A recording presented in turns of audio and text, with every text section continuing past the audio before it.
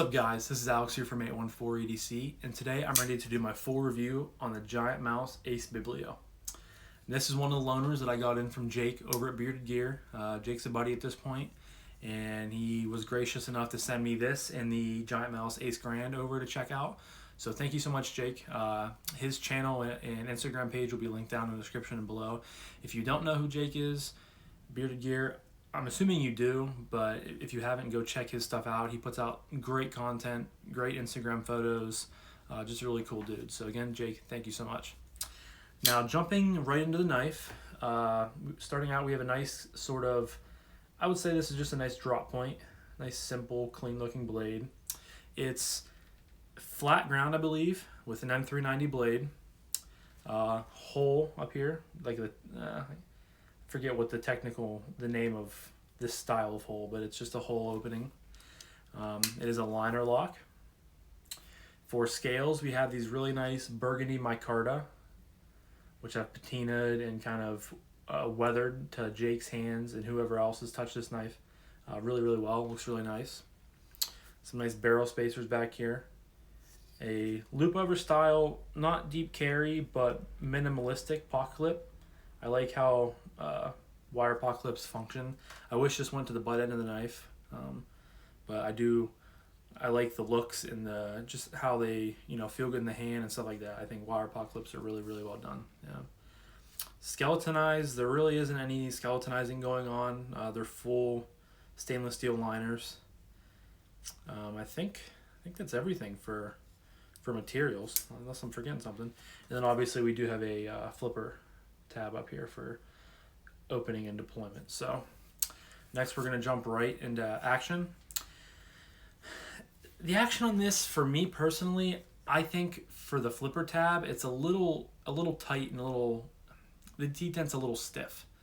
The flipper tab, it has a little bit of jimping right there on the front, but on the top it's really rounded off nicely. You guys can pick that up.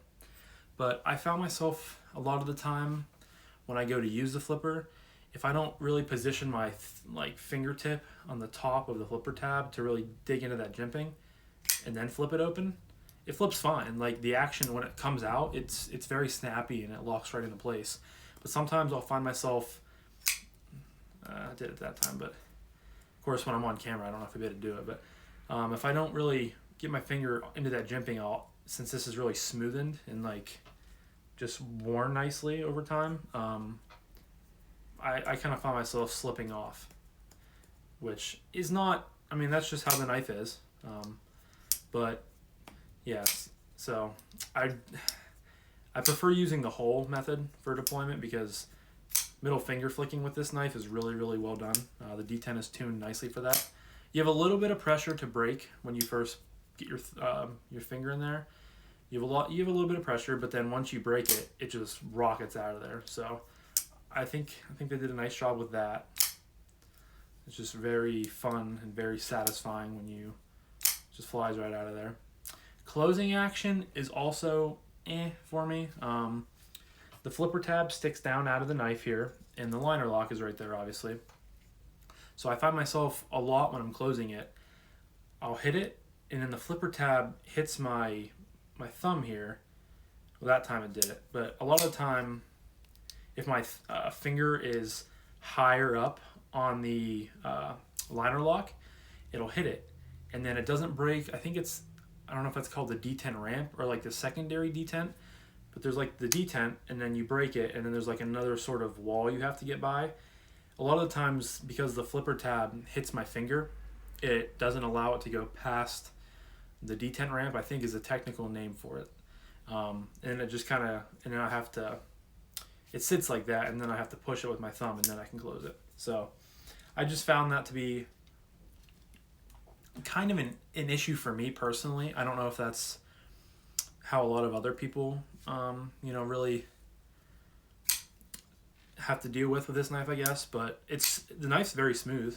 I just have to, think about it and use the liner down here, so it still hits my thumb, but then I can just shake it shut with usually one shake, and it drops home. So it is smooth.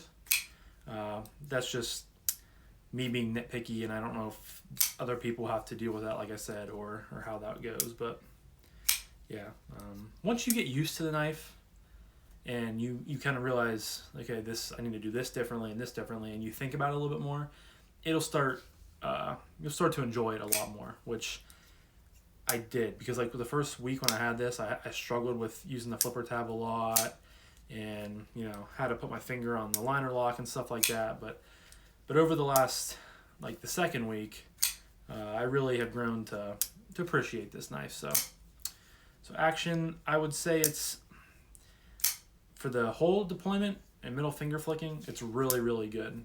For the flipper, as long as you get onto the jimping, it's really good. I maybe would have liked to seen them put jimping on top of the flipper there instead of having it smooth.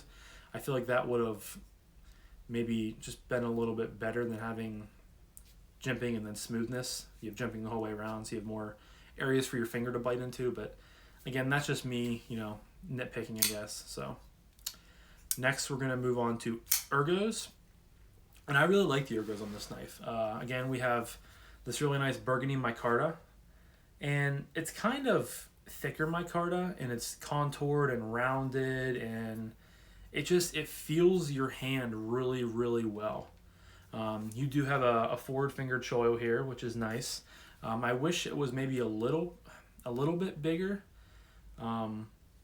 just because when I put my finger in here, it's the same way with how my finger rests in the Vox F5.5 made by Urban EDC Supply, or sold by Urban EDC Supply. It's just when I put my finger in here, it's kind of, I'm not going to cut myself on it, but I can just definitely feel the edge of the blade there. So I wish it was a little bit wider, I guess you could say. But with the forward finger choil, I get a nice choked up grip. I can get all four fingers on there nice and easily, and my middle finger goes into this groove right here very nicely, and the rest of my fingers just kind of fall into place, and it feels really, really good. You do have some jimping and like a crown spine, which is kind of notorious for giant mouse to do on their knives. So when I'm in that choked up position, my thumb lands directly on the jimping, and it feels really good.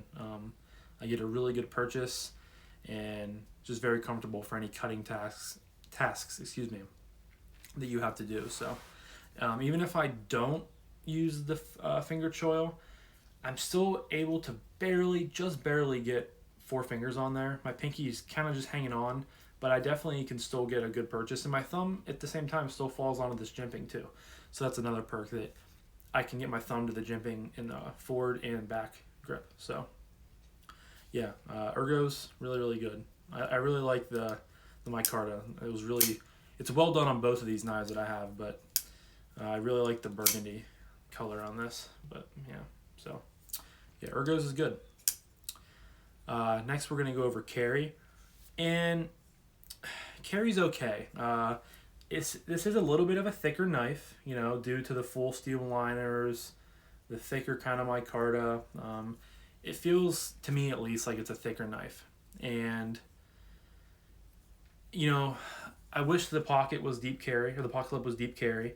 I think if they would have literally moved it back just another, I don't know, a couple millimeters, like, you're literally so close to deep carry, and there's nothing back here that's stopping you from moving the pocket clip up to the butt end of the knife. And then I think that would affect carry and make it dramatically better. I don't mind when a knife sticks out of my pocket, but I definitely prefer when it rides level with my pocket.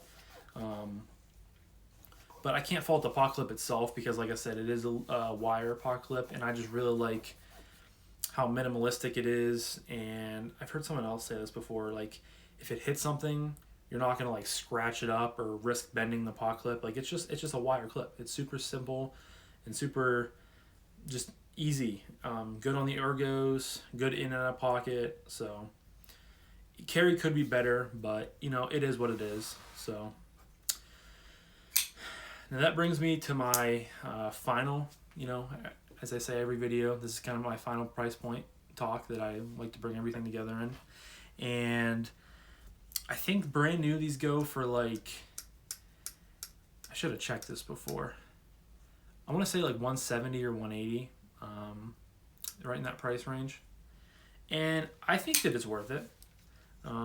Me personally, I don't think I'll run out and get one for the collection because I wasn't like blown away by it where I feel the need to go buy one right away. But I do think it's well worth it. You're getting a lot of really good materials. I mean, you're getting an M390 blade. You're getting nice, really well done, good feeling micarta that fits your hand really, really well.